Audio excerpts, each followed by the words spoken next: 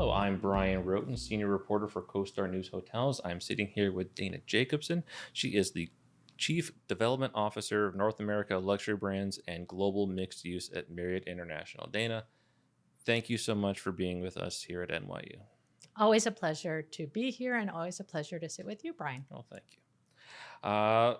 Wanted to start out to talking about luxury development, which I think you know a thing or two about.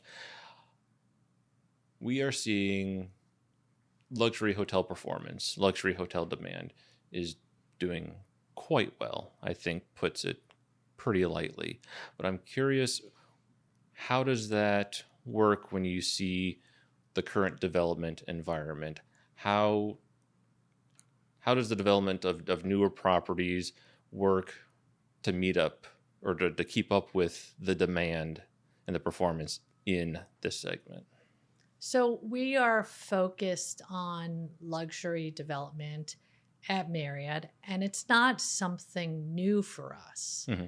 A lot of companies are now saying they're leaning in on luxury. We've been leaning in on luxury for many, many years. And the way we do that, the way we solidify new deals is first, we have really strong and compelling brands, which we do across all segments, including luxury.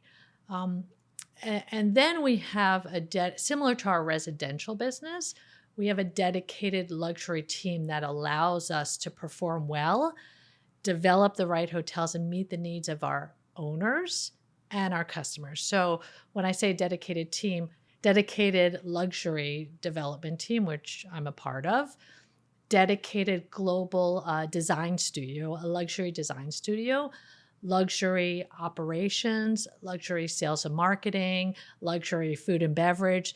So that allows us to secure those luxury deals. And then I think part of your question is, how do we get those deals to happen in this environment? Yeah, how are you able to keep up with the demand that you are seeing?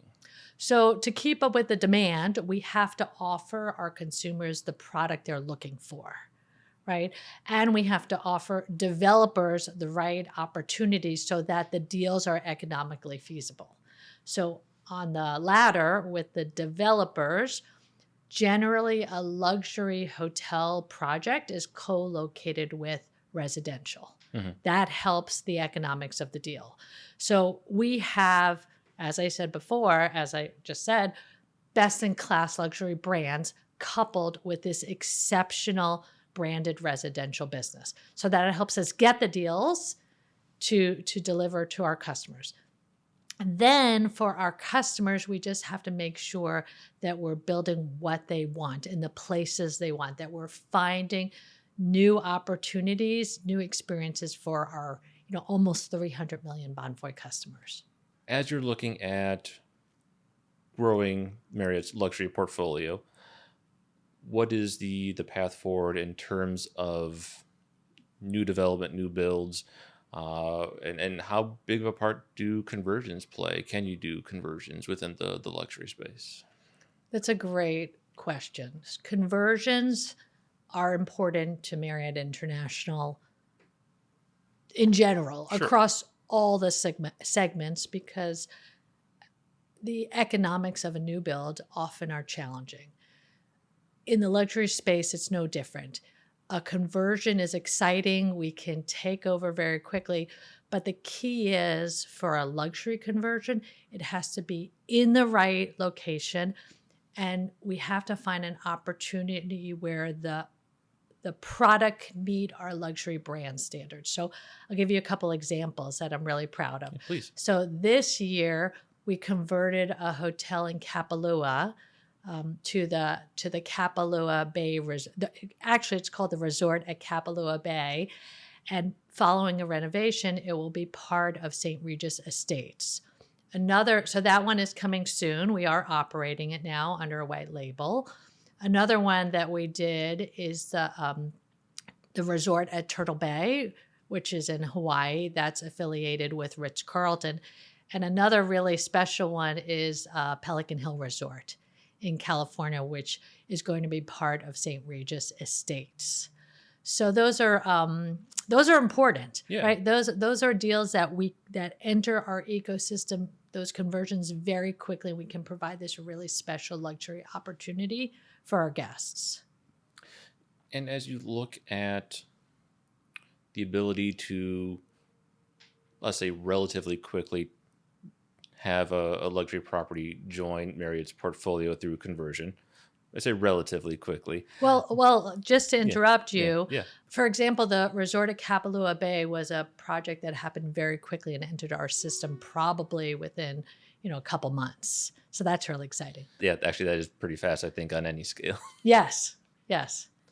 But with the speed at which you can do a conversion and the time it takes for a new luxury property, new build, I guess my question is, as you bring a new luxury property on board, what is the concept for luxury now? And then as you plan new projects that are going to open years from now, what does luxury look like then? Okay. So you're right. Luxury deals, new build luxury deals do take a long time to come to fruition. It could take 3 to 4 years. And for me, the definition of luxury is not what it looks like, but it's more how it makes you and I and the customer feel when we show up. That's true luxury. Mhm. So that includes what it looks like, but it's when you walk into a luxury hotel, what is the scent? Does that remind you of something? Is that nostalgic? Is that a scent you that resonates with you?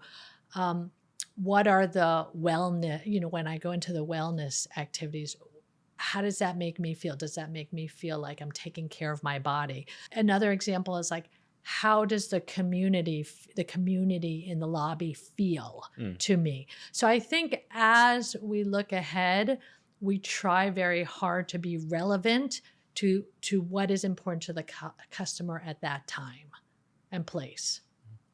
And before our interview started, we were chatting a little bit about just the changing concept of luxury and what luxury actually means to people now and what they're seeking out. I was wondering if you could perhaps elaborate a little bit more on those points we were touching Sure. on before. Sure. And luxury to me is how it makes you feel. And it's not about, we talked about before going into a restaurant and white tablecloths and maybe stuffy service. It's all about where is the food from? That's what I care about. Where's the food sourced, and how creative it is. So that's how I feel luxury is changing. What luxury hotels are about, what experience can I have that I can't get anywhere else? And how do I feel about that experience? Like if you go to, we just signed an agreement with La Fay, Yes. which is a wellness brand out of Italy. How do I feel when I go to La Fay, and what kind of classes? What is my journey like? That's where luxury is evolving. Special experiences for the high net worth customer. Earlier you mentioned the way now to get any kind of new project, specifically luxury project, underway is having a branded residence component. We are hearing just a lot about branded residences in general Yes. from all of the brand companies about just how important it is. What can you tell us about Marriott's role with branded residences?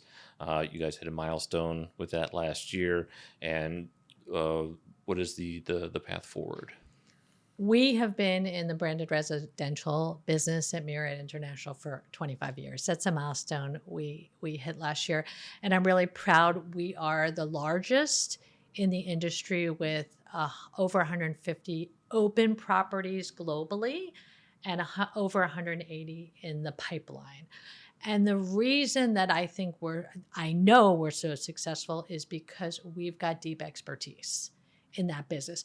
We are not, we are allowing developers to use our brands, but we're also supporting them with a branded residential development team, branded residential global design team, branded residential, operations team, compliance, food and beverage, I'm sure. And of course, one of the most important is a branded residential sales and marketing team that's helping the developer market the product and gives them access to really almost 300 million Bonvoy customers. And we figure out which customers have an affinity to which brands, and they love to travel with us. And now they love to live with us also. It's been a great business model for us at Marriott International. Similar to my question earlier about the luxury hotel, like what is luxury there? I imagine that translates then to what is considered a luxury in the branded residence side. What are the people who purchase these branded residences? What is it that they are looking for Sure. in such a property? So right after COVID, we talked a lot about our owners wanting more space, outdoor space, and things like that. Now, what we talk about a lot with our branded residential business is our owners want community, and they really care about wellness and longevity. So we're incorporating all of that. We've always incorporated programming Mhm. and community into our residential projects because Marriott International operates our luxury residential products. So we can provide extensive programming. So what the customer is looking for, the community Mhm. and the program we provide, that's been consistent and we continue to evolve in that area. But what's newer is the wellness and longevity piece and how we incorporate that more and more into people's everyday, homes that are branded with us. As we hear more brands talk about the branded residential component in luxury properties, I know overall luxury properties make up a relatively small share of the overall hotel space. And Residential or luxury, you said? luxury hotel, and then the branded residential, Okay. even within Yeah. the luxury space. Uh, but with so many brands focused on having branded residential as part of it, is there any concern even in the near future as far as like saturation of the branded residential space? For us, we're very careful about the projects that we choose to affiliate with. We're careful about the developers we do business with, the locations we get involved with. They need to match with the brands. So I feel, and then once we decide on that project, we're involved and we operate them. We always do a residential market study to make sure there's enough demand to meet the new supply that our developers are bringing to the market. So from my company standpoint, for Marriott International, I'm not concerned of an oversaturation of our brands. So, what can you tell us about what we can expect to see out of Marriott in terms of new luxury offerings? So the Edition Detroit is opening next year, and that is going to change the landscape in downtown Detroit. That's super exciting. Mhm. And we also just signed an Edition deal in Hawaii, and that's hot off the presses. I can't Okay. tell you exactly where it is, but more to come on that one. That's really exciting. Well, Dana, thank you so much for taking time out of, I'm sure, a very busy schedule to speak with us today. And thank all of you for tuning in.